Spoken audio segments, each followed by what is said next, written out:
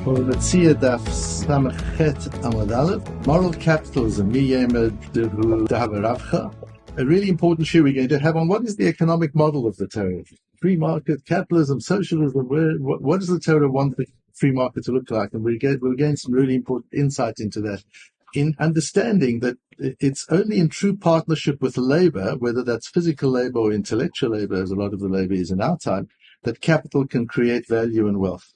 We'll see where that's expressed in our sugya and further on. I have to be away for 2.5 weeks, so while I'm away, the shiur will continue every day with Rav Ghibli. We're honored to have you with us every morning, and thank you very much for agreeing to lead the shiur while I'm away, with Rav Horowitz doing the Monday shiur due tomorrow and the Sunday shiurim. And online, they'll be sporadic. Whenever I can, I'll post one. Omar Rove, let hilcheta lo ketashishi papunai velo kshtare mechuzonai velo kechakire narshai. There are 3 areas where there were certain customs economically, and Rove says, we've talked about how important Rove is in this particular sugya and the whole area of ribis. Rove says the halacha is not like these 3 practices. The first practice is tarshi papunoi, the tarshi of Rav Papa, which we've actually had before on Daf Samachay. We dealt in that Matmonim, we dealt with tarshi de Rav Nachman. Rav Nachman spoke about that delayed payment system that he had, and whether that was okay or it wasn't okay. He allowed the people who bought from him to pay later on, and he built in a price for that later payment, and it was allowed provided he wasn't explicit about the difference between what it would cost cash up front and what it cost with the late payment. As long as it was just a price, I mean, to sell it to you for $150 to be paid for in 6 months' time, that was fine. That was the Tarsha of Rav Nachman. Then there was the Tarsha of Rav Papa, which we didn't learn, but it's on Daf Samachay, right after Rav Nachman, where Rav Papa has a different kind of a delayed payment. What he used to do is, he used to sell in Tishrei and take payment in Nisan, for example, so 6 months later, based on seasons. So he would provide to the traders up front, and say, you can pay me in 6 months' time. In 6 months' time, the value of what I've sold you is going to be much more. So you need to pay me according to the value of Nisan, not the value of Tishrei. So it was very, very specific. They, meanwhile, could trade with the goods, and he didn't lose anything by waiting for payment, because he got the same as he would have got in Nisan as well. So it seemed to be fair. That was Rav Papa's Tarsha. And Rava says the halacha is not like Rav Papa in that. We don't paskin like Rav Papa in that. Ketashi papunoi, ketash Rav Papa, that's the delayed payment of Rav Papa. Shtari mechuzonoi, the other area where it's not applied in the shtare mechuzanoi. The zakfile rava akarna. We're getting into the area of the sugya in the next Mishnah. It starts even more so of the whole heter iska system, of how we can actually deal with credit today and allow ways to pay ribis. And it starts here with the Shtare Mechuzanoi, where they used to make a deal. I will give you money, and you can buy goods with the money. You trade with the goods, and we'll share the profits. But they used to put in the expected profit up front and put it in the document. So I'm lending you $100,000. We're expecting that you're going to make $30,000 out of trading with the $100,000, and we'll split the $30,000. So that means $50,000 will come to me. So you owe me $115,000. That's how they used to do it. Who says there's going to be a profit at all? And that's the problem. So that means they're fixing their income. The capital provider is fixing his return, but the trader is at risk. So he's moved the risk over to the trader. Amale Marbar Ravashi. Marbar Ameimer said to Ravashi, Ameimer was not a businessman. And you'll see right away that he was not a businessman. He was a Rosh Yeshiva, he was a Rav, a big tzaddik. And his son Mar said to Ravashi, who was Mar's Rebbe. Ravashi was a friend and had enormous respect for Ameimer. So Mar is sitting in Ravashi's shiur, and Ravashi is teaching piece of Gemara, what Rava said. And Mar says, Abba Avidachi, my father does that. I've seen my father do exactly that. And if they come back to him and they say, we put in the document, we were going to give you, out of the $100,000, you were going to get $15,000. But the fact is the trade was a failure. We didn't make any money. My father would say, okay, so forget it. Don't pay me anything. And therefore it should be permitted. Omale Rav Ashi says it's still not okay. That's all very well as long as your father remains alive, because he has the relationship with the trader and he trusts the trader, and he's a chotsid, he's a great tzaddik, he believes the trader. But what happens if your father dies and you inherit it? And you've just got this document that says you're entitled to $15,000 and you go and claim the $15,000. So built into the document is the possibility of ribis, so the document itself is a problematic document. Strange, says the Gemara, that just after Rav Ashi said this, our יימר actually died. And then there's the case of Chakir and Ashoyi, which is also a similar sort of situation. The essence of what's wrong with these three cases is actually in the last Rashi that I bring here. This is talking about the last case, actually, of the Chakir and Ashoyi. But Rashi says there, in that situation, what they do is the borrower gives his field to the lender as security, and the lender allows the borrower to work the field and pay the lender a portion of the profits of working the field. So it's got nothing to do with the debt. I borrow $100,000. I give you my field. I work the field produces $10,000. I give you $5,000 from what the field produced. But that's also considered ribis. Explains Rashi, why? Look at this Rashi. Because the lender is not putting any work into the field. And even if there's no outcome, there's no profit from the field, the lender is going to lose nothing. Two elements make this ribis. No work, no labor, and no risk. That's an unbelievable Rashi, because that gives us an opening to the whole concept over here. The problem with all these three cases is that the lender is not putting in work and is not taking risk.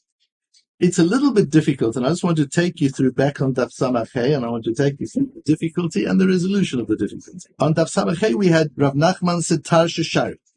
You'll remember. Why does Rav Nachman's Tarsha work? So we explain there, because we ask a question from the Mishnah, and we explain what was important about Rav Nachman is he didn't say what the cash price is, he only said what the credit price is. So it's not like ribis. In other words, the problem was a problem of form rather than content. It's not the nature of the contract, it's the way he worded is the issue. And that's how Rashi learns it. And then Rav Popper comes along and says, I actually do say the current price. I give, currently it's $100, $120 if you pay me in 6 months' time. The reason it's okay is because I don't need the money now, and I would be quite happy to wait for the 6 months. So I'm getting no benefit out of this. The Gemara says, yeah, you're getting no benefit out of it, but the borrower is paying for the money. He's paying out for the upfront money. That's the Tasha of Rav Pop. But what's important is the way Rashi learns it is what allows Rav Nachman is the fact that he doesn't say the upfront amount. He doesn't say the cash amount. That's the essence of it. Which means that, and Rav Popper does. Which means that first statement of Rava said there are 3 areas where we don't paskin halacha this way. Tatsha de puplanoi, shtare mechuzanoi, and chakirin arshoi. Those are the 3 cases. The first one, Rav Popper's case, doesn't fit into the thesis. If we've said the whole issue is that where the lender doesn't participate in labor or risk, he's considered a capitalist exploiting the borrower, that really doesn't fit into the Rav Popper and the Rav Nachman case. And there's a machlokes in the Rishonim when Rava says that the halacha is not like Rav Popper. Does he mean, but it is like Rav Nachman? Or does it mean it's not like either of them? It's like Rav Chama, the third Tasha. No, we have Tosfos on the next page of the source sheet. Tosfos back from Daf Samachay with dates. We do paskin like Rav Nachman. Rav Nachman's created a good system. Because in our Gemara, the Gemara says the halacha is not like Rav Popper, implying it is like Rav Nachman. So Rav Nachman's system is better because, according to Rashi, he doesn't mention the cash price. He only fixes a price and a payment date. It's going to cost $120, payment in 6 months' time. That's all he says, and that's okay. And that's because Rav Nachman doesn't mention the cash price. But Rav Papa does mention the cash price. Or everybody knows what the cash price is. And he has a different reasoning. His reasoning is that I don't need the money now. I'm getting no benefit out of this. I'm happy to let my beer wait. My beer doesn't deteriorate. I can get the later price. I don't have to sell it at a discount now. I don't need the cash. And my beer is not going to go off. It's going to be good. He was a beer trader. So that was his reasoning. And we don't accept that second reasoning. But Rav Nachman's is fine. V'chein pasak Rav Gaon. Rav Gaon is the last of the Gaonim. We've spoken about the Gaonim. They were the Rosh Yeshivas of Bavel, of Babylon, during the period after the Gemara. We don't have a lot written by them, but they really bridged the time from the Gemara to the time of the Rishonim. Rav Gaon was a talmid of Rav Shrai Gaon. And Rav Gaon was the Rebbe of Rabbi of Ohr Ra'anan. Remember our friend Rabbi of Ohr Ra'anan went from Italy to North Africa, learned with Rav Gaon. And his talmid, he then teaches the Rif. And the Rif becomes goes to Spain, and the Rebbe Gash institutionalizes the yeshivas of the Rif in Spain. The Rambam's father and the Rambam follow in that tradition. So Rav Gaon is a very important figure in our lives today, although he lived 1,000 years ago. B'chein posek Rav Gaon, and Rav Gaon also paskins like Rav Nachman. The Shar Membe is in chapter 42 of a sefer he wrote, which is Sefer HaMekach VaMemka. And I'll show you a picture of the title of the sefer. It's the only copy that I found, which is 400 years old itself. This copy was published in 1602, but it was written 1,000 years ago. And in that sefer, Rav Gaon paskins like Rav Nachman. Here's the important part. Ach piresh tasha de Rav Nachman be'inyan achem mima she'anu mefarshim. But he explained Rav Nachman differently from the way we explained it. And this is key for us. How does Rav Gaon explain Rav Nachman? The Vilna Gaon tells us on the side of the Gemara, Nichtav B'tzida, he wrote in the margin. So he obviously saw this sefer, the Rav Gaon, and he writes that what Rav Nachman did, Dekan lo katzel kamoshi yahashar az v'shema lo yityaker. The fact that says about Rav Nachman lo katz, he didn't give the number, doesn't mean he didn't give the cash number. He didn't even give the credit number. He just said, when you pay me in 6 months' time, we'll evaluate according to the price then. The price could be higher or lower. So he is, although he's not involved in the labor, he is involved in the risk. He's taking risk. Therefore, it's not bribis. Therefore, he's not an exploitative capitalist, because he's taking risk together with the laborer. That's the important part. So we're going to learn this piece of Gemara like Rav Gaon, as the Vilna Gaon explains him, and as we find it, giving you the piece in the Rav Gaon Sefer itself, where he explains this, that's what it means, Rav. The reason we paskin like Rav Nachman, the Shulchan Aruch paskins like Rav Nachman, is not just because he didn't give the cash price. So the form was right. He didn't mess it up in the way he formulated the deal. That's not what it's about. It's actually the substance of the deal, because the substance of the deal entails risk for the capital provider. If it entails risk for the capital provider, it's equity, it's not credit. That's what's important. You're a partner in the deal. You're not a provider of credit. And that's all comes out of the field of ribis. That's how Rav Gaon learns it out. The Vilna Gaon explains it, and Tosfos brings it lehalach. There's a very beautiful, I told you, Shimshon Raphael Hirsch lived exactly the same period as Karl Marx. So he was in that whole, and he was living in Western Europe, he was living in Germany. So this whole tumult of capitalism and socialism was something that was real in his life. And you can imagine people used to ask him at that time, what's the Torah's model? How does the Torah view? Is capitalism right? Is free market right? Is Karl Marx onto something? And he writes so beautifully over here. He wrote in German, but this Hebrew translation is great. The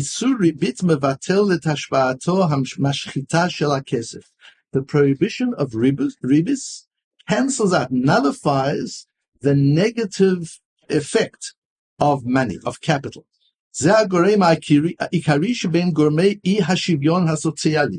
That is the main problem with the inequality, the social inequality, is the gap between capital and labor. It shatters the power of capital. Not being able to lend money without risk shatters the power of capital. If the world would keep this prohibition with its full meaning, הרי שכל הון יהיה מונח כאבן שאין לה הופכין וכעץ שאין לו פרי. All capital would sit like a rock that can't be turned over, and like a piece of wood that doesn't give any fruit. It would be useless. Capital would be useless. If we kept this principle, because what could you do with your capital? You can't put it to the bank and get money. So what can you do with your money? If you can't get any interest in the bank, what can you do? You can apply it in partnership with labor. You can invest it with an entrepreneur. You can invest it in a business.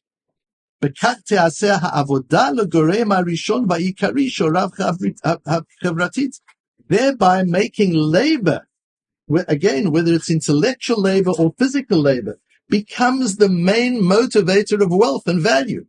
It needs the capital, so people provide capital, but it elevates the role of labor from being secondary and unimportant and subservient to the wealthy capital providers. They become the heroes of the economic system. It's a beautiful piece of ish.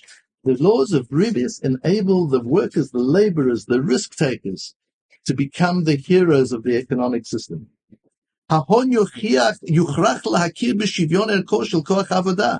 Capital will have to acknowledge the value of labor.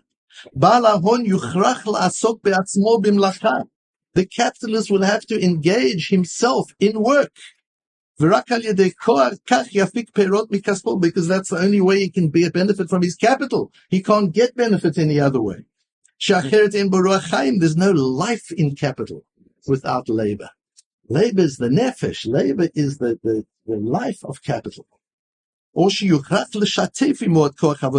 don't want to actually work, you'll at least have to become a partner in the labor. I'll take the risk with you. You'll do the work. I'll provide the capital, and we'll be partners. But at least you're looking at the laborer as a partner, not as an employee, not as a slave. And to share with labor who doesn't have capital, to share in profit and loss. And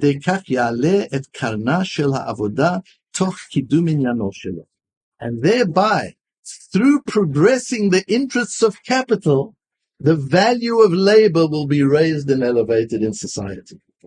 That's beautiful. That's the purpose of Ribis, to close the door on capital providers to gain profit in any other way than investing. And investing entails risking. You remember we learned the Malbim in our opening to Ezer Neshech, where the Malbim says the whole idea of the prohibition of Ribis is to put yourself at risk. But not at risk like jumping out of an aeroplane with a parachute or hang gliding and mountain climbing, not that kind of risk. Risk where you're taking a risk on someone else. Risk where there's chesed. Risk where there's kindness. Risk where you're investing in somebody else's business. Risk where you're providing opportunity and employment. That's the kind of risk you take, and you trust to Hashem that He rewards that. That's what investment means. Not sitting on your capital, holding on to it and lending it little by little to be sure and to cover your basis so that at least you've got a safety net, you're getting your interest, and now you sit quiet and you don't have to worry about bitochen by Hashem. And then Hashem comes and brings inflation to say, you think you've got it covered. See how inflation eats your capital. That's not the way to work. That's not Jewish business. Jewish business is built on chesed olam yibaneh. You build the world with chesed. You build the economy with chesed. You build industry and markets with chesed. And you invest. What does chesed mean? Here's my money. You don't have to pay me interest. I'll be a partner with you. You labor, and you're as important as I am. And when you come into shul, you sit up front where I sit. It doesn't make any difference. You're as much a part of society as I am. There's not a laborer sits at the back of the shul because you're poor. We can't work without you. We can't create wealth without you. We can't create value without you. And if you look at what happens in the current society, I'm doing a lot of work in that area, the terrible relationships between investors and startup founders. The relationships are beautiful in the beginning. And then either it goes sour and the relationships go sour, or it goes well and the relationship goes sour. Because there's this tension between the capital provider and the person who does all the work. And the founder says, I sweated my life out for this. And this guy sits and puts a bit of money here and there, takes all the profit. Is that really fair? And there's that built-in tension. If you look at the beauty of the way Reb Shimshon Raphael Hirsch explains the Isur of Ribis and the kind of society that this builds and how we're meant to operate, you understand the Torah's model. Yes, there is a free market. And yes, we do believe in capitalism. But we believe in a capitalism, a free market that is governed by Torah Hashem, by the divine law of what it is to be a mensch, of what it is to build a society, to lift people up and not pull other people down, to lift yourself up through lifting other people up, not to lift yourself up through pulling other people down. You can only love yourself if you love other people as well. You can only lift yourself up if you're lifting other people up as well. And that is the essence of the Torah's model, of the Torah's economic model.